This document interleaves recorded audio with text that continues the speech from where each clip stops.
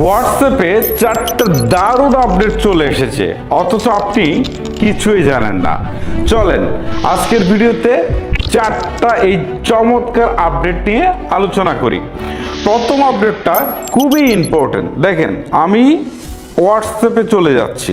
হোয়াটসঅ্যাপে আসার পর একটা কল দিব। ইন্টারেস্টিং বিষয়টা দেখেন, আমি একজনকে একটা কল দিব। এই যে দেখেন, আমি কল দিচ্ছি, ঠিক আছে? এখন কিন্তু রিং হচ্ছে, ঠিক আছে? আচ্ছা, এটা আমার এই ফোনেই আসছে আর কি, আমি রিসিভ করলাম আপনাদের বোঝানোর সুবিধার্থে। ওকে, এখন এইখানে দেখেন 3 ডটস আছে। আমি যদি এখানে ক্লিক দেই, দেওয়ার পর এইটা সাধারণত এরকম থাকে। এটা আমি আগে অন করে রেখেছিলাম। এই যে নয়েজ ক্যান্সেলেশন, এইটা যদি আপনি অন করে দেন তাহলে কি হবে? এখানে যদি এটা অন করে দেন, আপনি ধরেন কোনো বাজারে গিয়েছেন, রোডের সাইডে আছেন বা কোনো ক্রাউডি এরিয়াতে আছেন যেখানে অনেক শব্দ হচ্ছে, এইটা যদি আপনি অন করে দিয়ে সেই ব্যক্তির সাথে কথা বলেন, তাহলে কিন্তু নয়েজটা খুব বেশি যাবে না। সেই ব্যক্তি এত হই হুল্লোর ভিতরে আপনার কথাটা স্পষ্ট শুনতে পারবে। ইন্টারেস্টিং না? হোয়াটসঅ্যাপের এই ফিচারটা কিন্তু আমার কাছে পার্সোনালি অনেক বেশি দারুণ লেগেছে। আপনাদের কাছে কেমন লেগেছে আপনারা চাইলে আমাকে কমেন্ট করে জানান। ঠিক আছে, চলেন পরের ট্রিক্সটাতে যাই।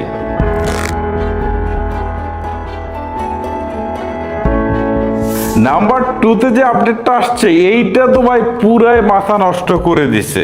কারণ এইটা সবাই মনে মনে এতদিন করছিল, অর্থাৎ হোয়াটসঅ্যাপ এখন নাম্বার ছাড়াই যে কাউকে শুধু ইউজার নেম ব্যবহার করে কল দিতে পারবেন। ইউজার নেমের এই সিস্টেমটা বা এই সুযোগটা কিন্তু হোয়াটসঅ্যাপ এখন দিচ্ছে। কিভাবে ইউজার নেমটা আপনি সেট করবেন সেটা আমি আপনাদেরকে দেখাচ্ছি।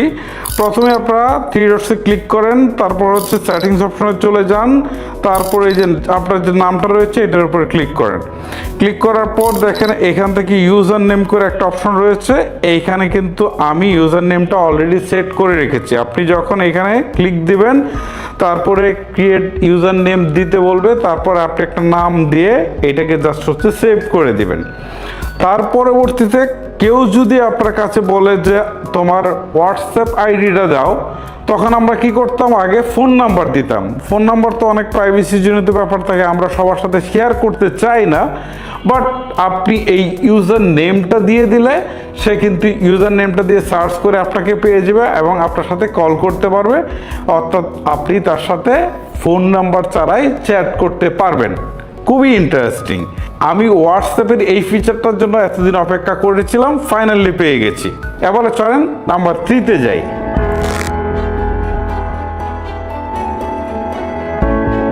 আমরা না অনেক সময় দেখি যে অনেকের সাথে এত পরিমাণে চ্যাট করি, তখন সেই চ্যাটের কোনো একটা বিষয়বস্তু যদি প্রয়োজন হয়, তখন সেটা কিন্তু খুঁজে বের করতে গেলে এরকম সমানে স্ক্রল করে যেতে হয় নিচে। এইটা করার কোনো দরকার নেই। দেখেন, আমি ধরেন এই ব্যক্তির সাথে অনেক চ্যাট করেছি, জাস্ট আপনাদের বোঝানোর জন্য দেখছি।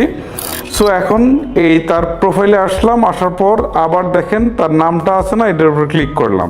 ক্লিক করার পর এই যে দেখেন এখানে সার্চ করে একটা অপশন আছে। এখন যদি এখানে ক্লিক দেই, আমি তার সাথে অনেকগুলো চ্যাট করেছি।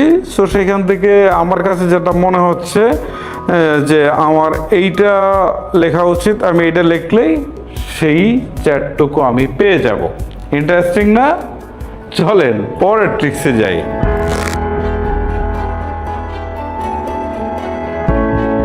নাম্বার 4-এ যেটা দেখাবো সেটা আসলে বাবা মায়েদের জন্য না অনেক বেশি ইম্পর্টেন্ট। ঠিক আছে, সন্তানের হাতে স্মার্টফোন না দিয়েও উপায় নেই, আবার দিলে আপনি যেন মনিটর করতে পারেন। কিভাবে করবেন দেখাই। দেখেন, প্রথমে হচ্ছে 3 ডটস আছে, এখানে ক্লিক দেন। দেওয়ার পর আপনি এখান থেকে হচ্ছে জাস্ট হচ্ছে সেটিং অপশনে চলে যান। সেটিংসে আসার পর এখান থেকে হচ্ছে জাস্ট অ্যাকাউন্ট অপশনে চলে যান। অ্যাকাউন্টে আসার পর এখান থেকে হচ্ছে অ্যাড অ্যাকাউন্ট করে একটা অপশন আছে, এই অ্যাড অ্যাকাউন্টে একটা ক্লিক করেন। ক্লিক করার পর অ্যাড হোয়াটসঅ্যাপ অ্যাকাউন্ট, এখন এইখানে একটা ক্লিক দেন।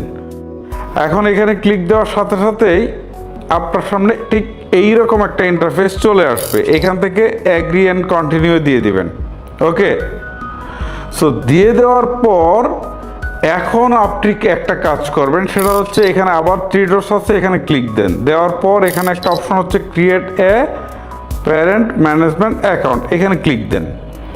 দেওয়ার পর আপনার যে নাম্বার আছে, মানে এটা হচ্ছে আফটার ফোন, এই কাজটা কিন্তু আফটার ফোনে করবেন, ঠিক আছে? এখন আপনার নাম্বারটা দিবেন, দিয়ে সার্চ হচ্ছে লগ ইন করবেন। লগ ইন করলে যেটা হবে সেটা হচ্ছে আপনার সন্তান কার সাথে চ্যাট করছে আপনি সব জানতে পারবেন। সে কত সময় হোয়াটসঅ্যাপ ইউজ করছে সেটাও আপনি জানতে পারবেন।